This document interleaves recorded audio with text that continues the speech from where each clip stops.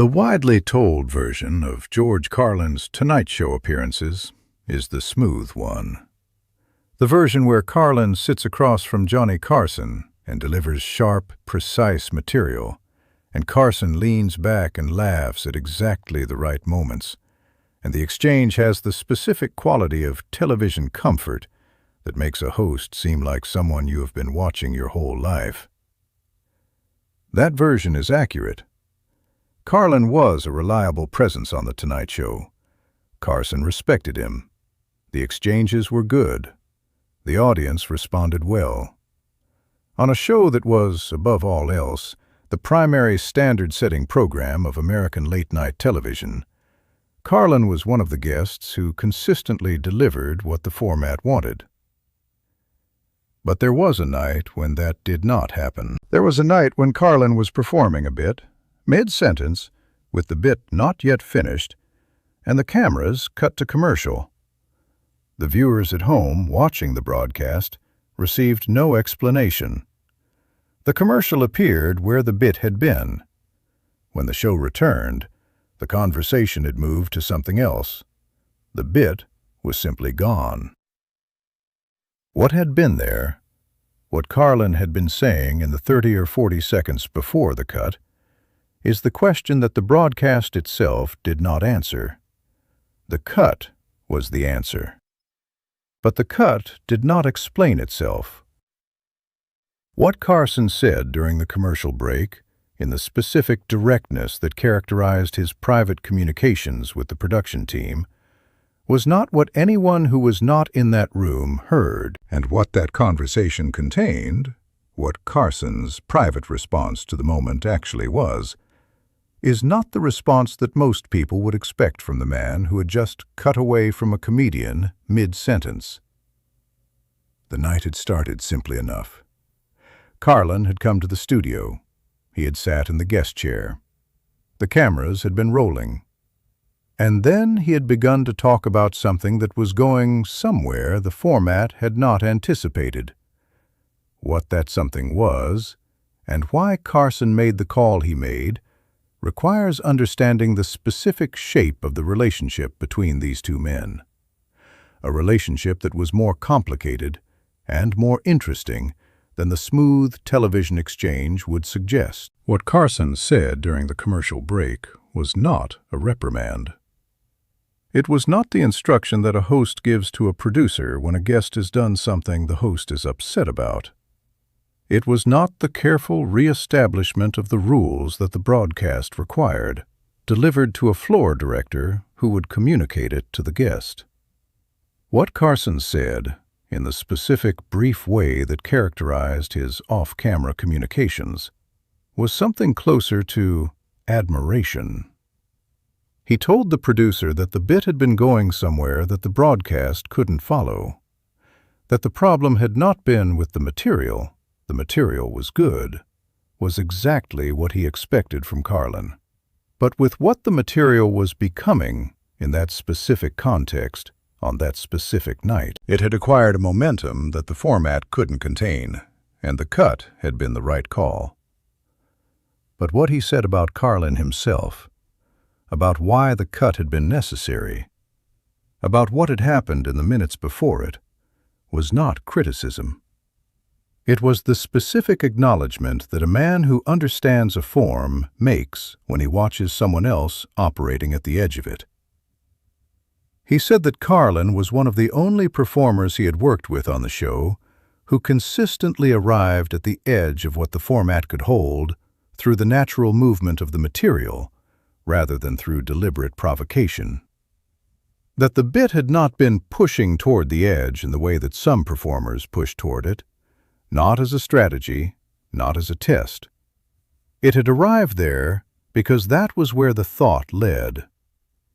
This distinction mattered to Carson. He had worked with performers who pushed against the format deliberately, who saw the edge of what was permitted as something to be demonstrated and transgressed, who brought material to the show specifically because of its proximity to the line. He was not interested in managing that kind of performance. Carlin was something different.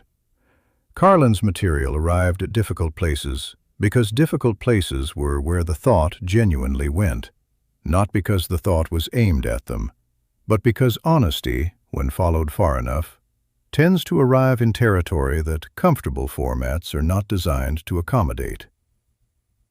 This was the thing Carson respected about him, and this was the thing that made the cut, on the night it happened, feel different from the intervention it technically was. It was not a reprimand. It was a form of acknowledgement. The acknowledgement that the material had been real, that the thought had been genuine, and that the broadcast had simply reached its limit before the thought reached its conclusion. The commercial ended. The show came back. The conversation moved to something else. Carlin was still in the chair, and Carson looked at him across the desk with the specific expression of a man who has just done something that the professional situation required and who wants the other person to know that the professional situation was the reason, not anything else. Carlin nodded. The exchange was brief. The show continued. But in the remainder of that evening, something had been established between the two men that had not been fully established before. Something about the specific shape of what the format permitted and what Carlin was, and the fact that those two things were not the same, and that both men knew it, and that both men were fine with that. Johnny Carson had been hosting The Tonight Show since 1962.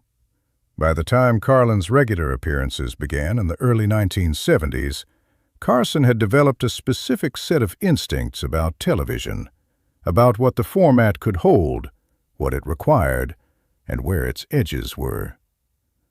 The Tonight Show unto Carson was many things simultaneously. It was the most watched late-night program in the country, with an audience that included viewers across a wide demographic range. It was a platform for comedians who needed a national stage. It was a cultural arbiter of what was entertaining and what was acceptable in the specific register of mainstream American broadcast television. Carson navigated all of this with a particular form of intelligence that is easy to mistake for simple ease. He appeared effortless on camera, and what appeared effortless concealed a continuous process of real-time calculation. How much can this guest give? How far can this bit go? Where is the edge tonight for this particular material, in this particular context, for this particular audience? Carlin, when he appeared on The Tonight Show, was one of the more interesting problems Carson faced in this ongoing calculation. Because Carlin's material was, in the best versions of it, material that genuinely did not know in advance where it was going to end. Material that followed its own logic rather than the logic of the format. Most Tonight Show guests had a television version of their material, the version with the rough edges smoothed, the timing adjusted for the commercial structure, the conclusions drawn before the bit got to a place the broadcast couldn't follow. Most of them arrived at the guest chair with a specific and conscious awareness of what they were going to say and where they were going to stop. Carlin arrived with material that was sometimes less settled than that. Not because he hadn't prepared. He was a meticulous craftsman who spent more time building his material than most people who watched him would have guessed. But because the specific quality of honesty he had committed to in his work meant that the material sometimes arrived at conclusions that were not entirely predictable from the setup. Carson knew this about him, had known it for years, and had managed it, over multiple appearances, with the specific skill of a host who trusted his guest's intelligence while remaining aware of the format's limits. On the night in question, Carlin was in the middle of a bit that had been working in clubs, material that was precise and constructed, and that Carlin had performed enough to trust. But in the specific context of the television studio, in the specific moment of that broadcast, it was going somewhere that Carson had not expected. And Carson made a call. Not in anger, not in alarm, but with the specific, practiced efficiency of a man who had been managing the edge between permitted and not for more than a decade, and who recognized this particular moment as one that required intervention. He signaled the producer. The cameras cut to commercial, and in the break that followed, he said something that nobody outside that room expected him to say. George Carlin went on to appear on The Tonight Show many more times after the night the cameras cut to commercial.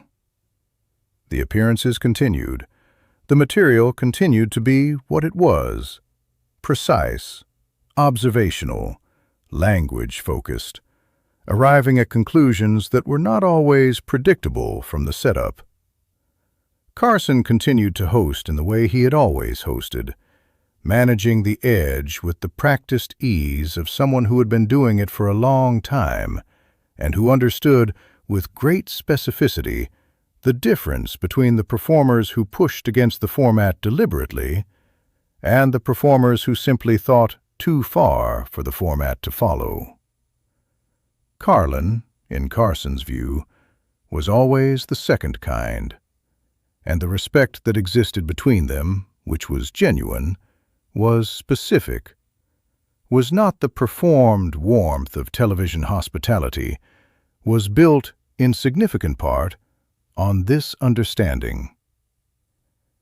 Carson respected comedians in general. He had come from comedy himself, had spent years performing before taking the host's chair, and understood the work from the inside in a way that most television hosts did not.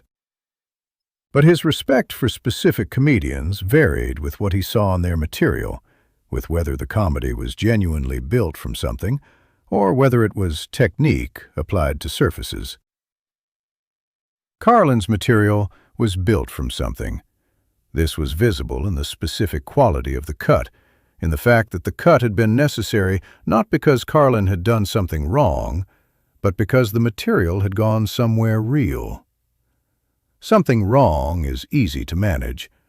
Something real that exceeds the format's capacity is different. It requires a different kind of respect to understand it correctly. Carson understood it correctly. He had cut to commercial not because he was uncomfortable with what Carlin was doing, but because the broadcast had reached its limit before the thought reached its conclusion, and the cut was the honest acknowledgement of that limit rather than an attempt to pretend the limit wasn't there.